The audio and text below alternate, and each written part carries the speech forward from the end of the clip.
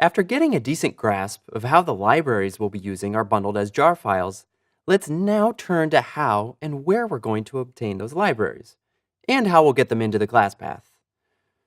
Now, we could just do a simple web search for a specific jar file we want to use, download it, then use an IDE option to add it to the class path.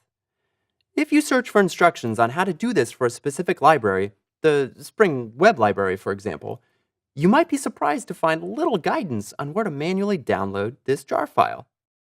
Even trickier is that if you were to download a jar file and successfully add it to the class path, you might find that the jar file you downloaded depends on yet another jar file.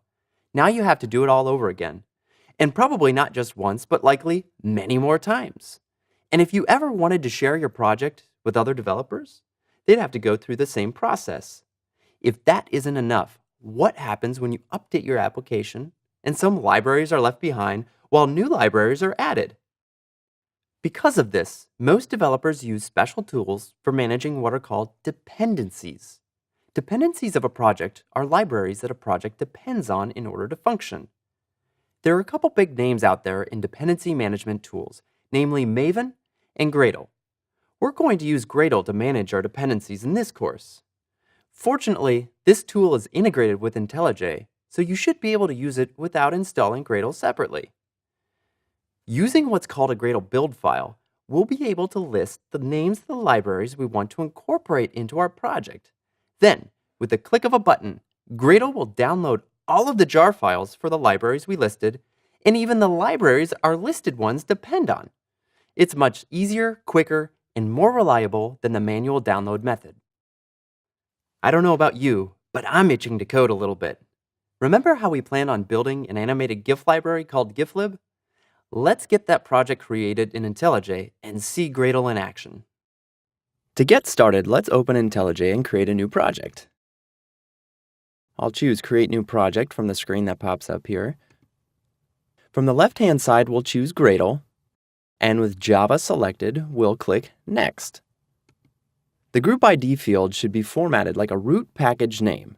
I'll use com.teamtreehouse. The artifact ID should be an identifier or project name. I'll use GIFlib.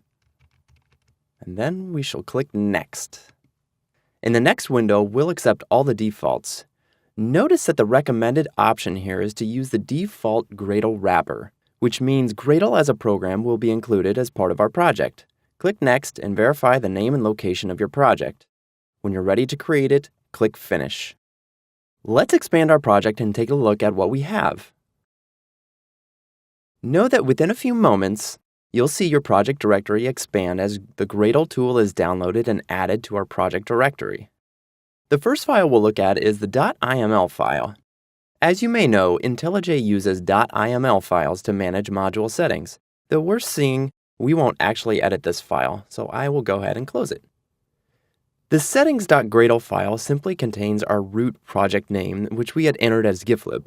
We also will not edit this file in this course, so I'll go ahead and close that one too. The one file we will concern ourselves with is the build.gradle file. This is the file I referenced in a previous video where we can list our project's dependencies, and Gradle will download them for us.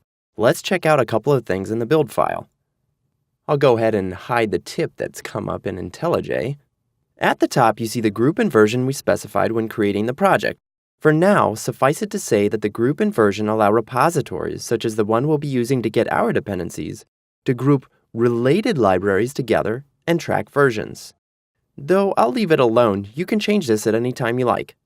The Apply plugin line tells Gradle to add predefined functionality when using Gradle to build our project.